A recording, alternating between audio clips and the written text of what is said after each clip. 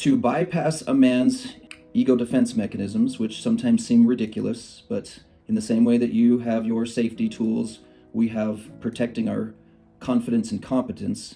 But you can bypass his defense mechanisms if you start a sentence with a positive assumption, which is agonizing sometimes if you're pretty sure you're lying when you use a positive assumption. Let me give you an example. If you're coming up towards something, you can say, I assume that you have been reflecting on this. It can be a reflection of something that happened recently. It can be about the future. Wait a second for them to be done being shocked that you have declared a positive assumption on that. Observe, ladies, and double check yourself if you ask questions with a negative assumption like, I'm assuming you have not reflected on this. I assume you've not discovered on this. I'm assuming you don't have a plan. Just so you know, that is likely to not start an edifying conversation, even if you don't say it out loud. So part of saying the positive assumption out loud is for your own sake, so that you can check yourself, am I assuming the positive here? I assume you've done some reflection on this. Would you mind sharing your thoughts with me? So go with thoughts, not with feelings. If he says, I have not thought about it, you can ask, I would appreciate and I would value your thoughts on this subject. Double check yourself. Are you lying if you say I would value your thoughts on this? Now, we're not saying I would treasure them and try to sell them for money because I think you're so brilliant. What we are saying is I value them because it's really good weather check information for me and it gives me an idea of what's going on over there. You can do the same thing. I assume you've been doing some discover work on this. Now, I invite you to keep using those words even if he doesn't really understand them. You're welcome to explain discover work. What I mean by that is you've done some research, you've looked into it, you've asked around. Okay, when I use this with men, I have the advantage of being a man, so I can say, I assume you've done some discover work on this, and I just let it float. And because I'm a fellow man, sometimes they'll say to me, actually, no, I have not done any, but don't tell my wife that. And my good news is you can do some discover work between now and when you see her next, and then you can just tell her what you've discovered. He's like, yes, I can do that. Okay, but they want to be the type of person who discovers. And then, as Marquelle said, to enhance the question just a little bit, I assume you have made some plans. I assume you are planning on something. Now watch out for the satanic attack, ladies. Many times, even if I just role play, they go, there's no way he has made any plans whatsoever toward that. So check yourself. Have you already decided in advance that he has not made plans? I'll guarantee you, he has made plans, but he may not even know it. I kind of want to play off of that. Really, if we could tap into this, what Maurice is sharing us, it really will empower us, because if we can go into that positive assumption, in respect, knowing he wants to do well, he really does want to improve. If we can plant those seeds and take out any harsh words or sarcasm and just ask questions like that, it will actually get him thinking, and he probably will start thinking and then be able to come back and share some things with you. You've got to be careful to not go into where you've already decided, well, he doesn't even want to do anything with that or talk about that, because then when he comes back, you need to be open and ready to be able to receive. If you've already made the decision that, he's already this, it won't go very well. And so this is how we are empowered, if we can have this give and take, hold the space without getting into the anger, so that when he is ready to come back around, we'll also be ready. If you're finding this video helpful or want to help us reach others in need, don't forget to like, comment, and subscribe, because it really supports our channel. Thank you.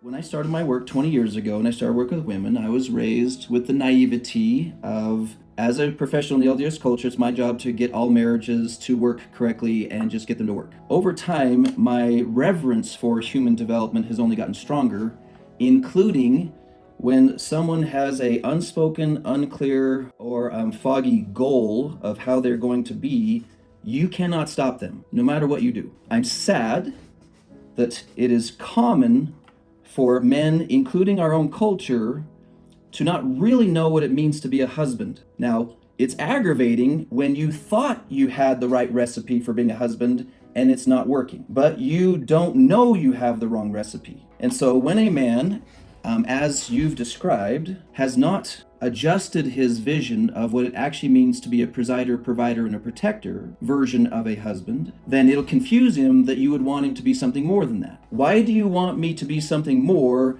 than I'm supposed to be? Why would you want me to be something different? Why would you want me to do a lot of unnecessary work, is how the brain works. You don't want to do any unnecessary work. He does not want to do any unnecessary work. Now, if you have been given the correct recipe and you just don't want to bake that cake, that's a different conversation. In my efforts to help understand this concept for myself and to teach it to husbands and to provide information for the wives, This is where the concept of weather checking comes in. It seems weird that that term would come in, but once I realized that one's ability to influence another person is about as powerful as one's ability to influence the weather, if they're not asking to be influenced. And I'm embarrassed to say that some of the psychological work I did, being one of 9 boys, was I worked really hard by the time I was in my early 20s to not let other people influence me, because rarely did I have a positive influence in my life. And so I was really rolling on that mindset when I took on a wife, and she had this really weird idea that she was going to be an influence in my life, which apparently is common amongst wives, but I did not know that. Nowhere in all of my careful study of